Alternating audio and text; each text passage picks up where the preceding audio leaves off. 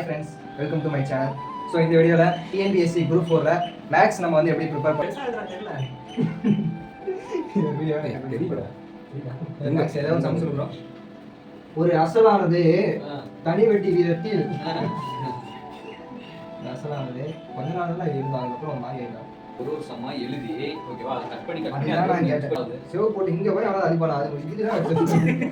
Just தான் பொட்டு வைக்கிறவன் மேல போனா கீழ வைப்பானடா. மேல வச்சா ஒண்ணுறோம். ஹாய் ஃப்ரெண்ட்ஸ், ஸோ அனைவருக்கும் வணக்கம். So welcome to Saran TNPSC.